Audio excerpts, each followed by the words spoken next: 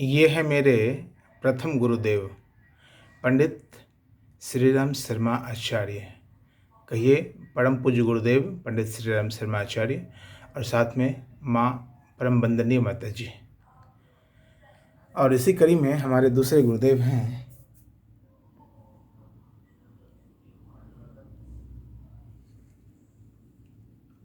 परम गुरु ओशो।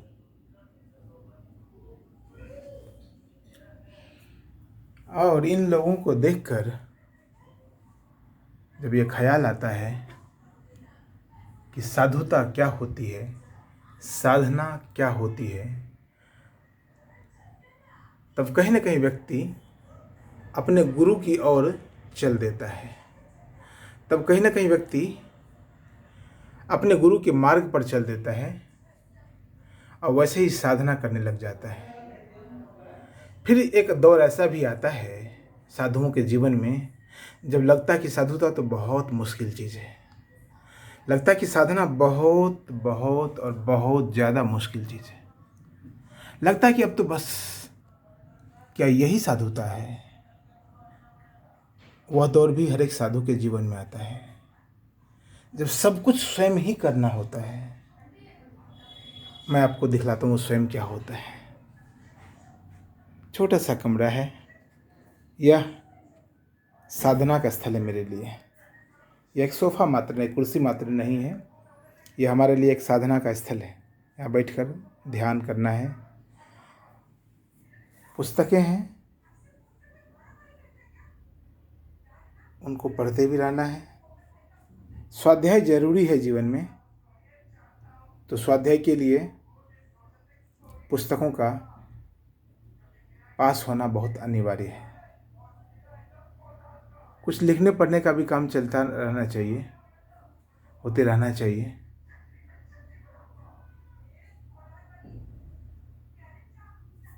साधना भी है, स्वयं को साधना भी है और पुस्तकों का अध्ययन भी है। साथ में यह रूम है, टेबल है पढ़ने के लिए। कभी कभी अभी रूम की सफाई चल रही है तो कपड़े टेबल पर हैं, कुछ बैग हैं। यह एक फोल्डिंग है जिस पर आप लेट सकते हैं। अभी इस पर वाईफाई, कैलकुलेटर, पुस्तकें, डायरी, नारियल, ये बैग, योगा मैट, ट्राइपॉड इसमें, और यह हेलमेट या ग्लास इस पड़ा हुआ है। यह भी एक साधना स्थली है। लैपटॉप टेबल है, कंप्यूटर टेबल कह सकते हैं आप। यहाँ बैठकर लिखना पढ़ने का जो क्रम है वह चलता रहना चाहिए। चश्मा है, आँखों पर जोर पड़ता है लैपटॉप चलाने के दरमियान, तो आप लगा सकते हैं। यह मैं क्यों दिखा रहा हूँ आपको, यह दिखाने के पीछे उद्देश्य क्या है। एक तरफ मैं आप लोगों को पंडित श्रीराम शर्मा आचार्य जैसे महानतम संतों का चित्र दिखा रहा हूँ, और एक तरफ ये कंप्यूटर, लैपटॉप, ये साउंड सिस्टम, ये ताले, चाबी, रिमोट, ये कूलर इत्यादि। ये कुर्सियाँ हैं, 2 कुर्सी हैं रूम के अंदर, चटाई है, एक गद्दा है।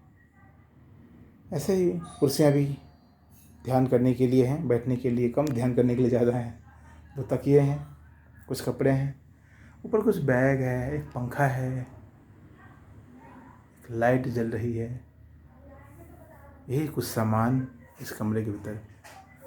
दरवाज़ा है, पर्दा लगा है, कुछ कपड़े हैं जो यहाँ टंगे हुए हैं, कुर्ता पैजामा इत्यादि इत्यादि। यह कुल मिलाकर एक पूरा रूम है। और यह पोछा का सामान है जो अभी लगाया गया है। पानी है, पोछा के लिए कुछ कपड़े पड़े हुए हैं, ये पैर पोछने के लिए कपड़ा है। कुल मिलाकर यह एक साधु की दुनिया है। जब हम बड़े बड़े संतों को, ओशो जैसे महानतम संतों को देखते हैं एक तरफ, और दूसरी तरफ पंडित श्रीराम शर्मा आचार्य जैसे महानतम संतों को देखते हैं, तब कहीं ना कहीं ये लगता है कि ये लोग तो कितने मौज में होते होंगे। जब इनकी ऊंचाई को हम देखते हैं, जब इनकी पहुंच को हम देखते हैं, जब ये पहुंच चुके हैं, तब इनको जब देखते हैं तो लगता है वाह, क्या सुंदर जीवन है इन लोगों का। आज भी अक्सर लोगों को ये भ्रम रहता है कि संतों के पास तो अनेक तरह से धन आता रहता है। ये मच्छरदानी है, मैं आपको बतलाना चाहूँ। मच्छर लगता है तो आप मच्छर लगा सकते हैं, मच्छरदानी लगाएं इस तरह से। खाली स्पेस से थोड़ा खिड़की है, और एक तरफ उन संतों का जीवन का वह भाग है जो कि अधिकतर लोगों से अनछुआ है, जो अबूझ पहेली की तरह है। पंडित श्री राम शर्माचार्य को पढ़ेंगे तो आपको पता चलेगा कैसे उन्होंने अपनी पत्नी के जेवर तक बेच डाले स्वाध्याय के चक्कर में, पत्रिका निकालने के चक्कर में। पता नहीं घर की क्या क्या चीज़ उन्होंने बेच डाले। उन संतों की महान महान जो देन है, उन संतों की जो महानतम जो उनका त्याग है, उस त्याग को हम लोग नहीं समझ पाते हैं। बस हमें ये दिखता है कि वाह, कितना सुंदर जीवन है, कितनी शान और शौकत से जी रहे हैं। बड़े बड़े गद्दे, सोफे इत्यादि गाड़ियाँ, बड़े बड़े महल हम देखते हैं। पैर छूने वाले लोगों की भीड़ देखते हैं तो लगता है क्या जीवन है इनका, तो ये तो राजाओं से भी बढ़कर है। लेकिन मैं आपको बतलाना चाहूँ, वो उन सब लोगों ने जिनका मैंने आपको नाम लिया, और अनेक ऐसे लोग हैं। बहुत बड़ी श्रृंखला है, कोई छोटी मोटी श्रृंखला नहीं, बहुत बड़ी श्रृंखला है। उस श्रृंखला में आप देखेंगे कि अनेक अनेक लोग हैं जिन्होंने पता नहीं कौन कौन से कष्ट सहे हैं। उन्होंने पता नहीं कितनी परेशानियों को ताक पर रखकर अपनी साधना की है। हम भी वही करते हैं, हमारा भी जीवन कुछ वैसा ही है। इसमें मेरी चित्र नहीं देख सकते, मैं हाथ में मोबाइल लेकर ये वीडियो बना रहा हूँ तो आपको दिख नहीं सकता मेरा तस्वीर। मैं आपको दिखलाना भी नहीं चाहता। पोछा भी लगाया है, आधा पोछा लगाया है, आधा बचा हुआ है। यहाँ तक पोछा लगा है, इसके उधर पोछा भी लगाना है, तो मैंने कहा आपको दिखलाऊँ। कहने का मेरा भाव यह है कि साधुता बहुत आसान है। ऐसा लगता था शुरू में, साधु बनना बहुत आसान है, बहुत मज़े की बात है, बहुत सुख की बात है। लेकिन बाद में पता चलता है कि गुरु के नक्शे कदम पर चलना कितना मुश्किल है। निश्चित तौर पर अब मुश्किल नहीं लगता कुछ। या मैं तब की बात बता रहा हूँ जब आप किसी और प्रकार के पूर्वाग्रह से ग्रसित होकर आते हैं और साधु बन जाते हैं। बनने के बाद जब आपको गुरु का सानिध्य प्राप्त होने लगता है, गुरु का मार्गदर्शन प्राप्त होने लगता है, गुरु की दिव्य चेतना, गुरु की अंतस चेतना जब आपसे जुड़ जाती है, तब आपको लगता है कि अरे अब मैं कहाँ फंस गया हूँ। अब तो मैं यह सोचकर तो कम से कम साधु नहीं बनने आया था। मैं यह सोचकर तो मैं साधु बिल्कुल भी नहीं बनने आया था कि यह भी दौर हमें देखना होगा, यह भी जीवन का हिस्सा हो जाएगा। देख रहे हैं, अब कोई सुख नहीं है, अब कोई दुख नहीं, अब तो परम आनंद की अवस्था है, अब तो परम चैतन्य की अवस्था है। लेकिन मैं आपसे कहूँ, इतनी परेशानियों के बाद भी यदि कोई साधु बनना चाहे तो उनका स्वागत है। साधु बनना अपने आप में एक बहुत बड़ी बात है। साधु बनना अपने आप में एक बहुत बड़ी बात है। स्वयं को साधना बहुत बड़ी बात है। जीवन के किसी भी फील्ड में आप विकास कर सकते हैं, विकास करना चाहिए, अच्छी बात है। लेकिन स्वयं जीवन के क्षेत्र में भी आपको विकास करना चाहिए, और वही साधुता है। स्वयं जीवन पर आपने कितने प्रयोग किए हैं, स्वयं जीवन पर आपने कभी पीएचडी किया है कि नहीं, यह बहुत महत्व रखता है। अलग अलग विषयों पर, अनेक विषयों पर लोग पीएचडी करते चले जाते हैं, बहुत अच्छी बात है। अनेक विषयों पर लोग पीएचडी करते चले जाते हैं, बहुत अच्छी बात है। मैं कहता हूँ जीवन के क्षेत्र में, स्वयं अपने जीवन, किसी और के जीवन नहीं, स्वयं अपने जीवन पर पीएचडी किया है या नहीं, विचार करना चाहिए। यही साधुता है। मैंने कहा ना, आज भी 18 घंटे 15 घंटे इस सिंहासन पर, ये जो सिंहासन दिख रहा है आपको, ये जो सोफा दिख रहा है, ये जो कुर्सी दिख रही है, 15 से 18 घंटे आज भी बैठना होता है। उसके अलावा झाड़ू लगाना है, पोछा लगाना है, किचन में रसोई में जा कर के बर्तन धोने हैं, खाना पकाना है, खाना भी है, यहाँ लैपटॉप पर बैठे कुछ रचना भी करना है, कुछ लिखना भी है, कुछ पढ़ना भी है, कुछ चिंतन मनन निधिध्यासन भी करना है, कुछ योगा प्राणायाम भी करना है।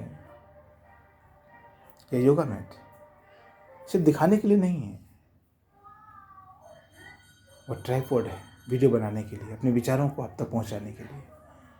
मैं चाहता हूं कि साधु का जीवन भी पूरी तरह से खुला हो, साधु का जीवन भी आपके बीच हो, आपके लिए आसानी से उपलब्ध हो। आप देखें एक साधु कैसे जीवन को ही दांव पर लगा देता है। मैंने कहा ना, आंखें खराब नहीं है, लेकिन ये चश्मा इसलिए है, एंटी लेयर है एक प्रकार से, कि आप लैपटॉप पे काम करें तो आंखों पे लगा लें। कुछ सुविधा नहीं, देखिए सुविधाओं के नाम पर क्या है, मैंने कहा ना, बाल्टी है, कुर्सी है, कम से कम सुविधाएं, पंखा है, और कुछ भी नहीं।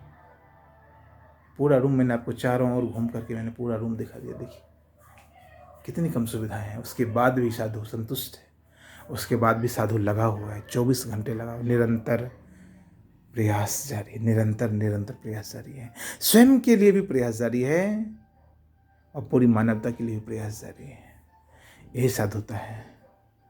कष्ट को मत देखिए, दुख को मत देखिए, सिर्फ पीड़ा को ही मत देखिए, पीड़ा के बाद परम आनंद भी आता है। इन पुस्तकों में कुछ है, इन पुस्तकों को भी पढ़ने के बाद आपको स्वयं पर आना पड़ेगा, स्वयं को पढ़ना पड़ेगा, तब जाकर आप स्वयं तक पहुंच पाएंगे। और जब स्वयं पर पहुंच जाएंगे तब आपको लगेगा कि वाह, यही जीवन है। तब आपने समझो कि आपने जीवन पर पीएचडी कर लिया, तब आप वास्तव में अपने जीवन के डॉक्टर बन गए। वो सुई भोंकने वाले नहीं, सुई लगाने वाले एमबीबीएस डॉक्टर नहीं, एमडी की बात नहीं कर रहा हूँ। आप अपने स्वयं के जीवन के डॉक्टर। हर एक व्यक्ति को जीवन में स्वयं का डॉक्टर बनना चाहिए। ये सबसे ऊंची बात है, दुनिया में से ऊंची कोई बात नहीं। आपने अपने जीवन पर कितना प्रयोग किया है, यही सबसे महत्वपूर्ण हो जाता है। जीवन के एक आखिरी क्षणों में, जीवन के अंतिम दिनों में यही सबसे महत्वपूर्ण हो जाएगा कि आपने जीवन पर कितना प्रयोग किया है। बाकी सब सोफ़ा, कुर्सी, सिंहासन, ये पंखे, कुर्सियाँ, कपड़े, लैपटॉप, कंप्यूटर सब चला जाएगा, सब यहीं रह जाएगा। आपके गुरु का सानिध्य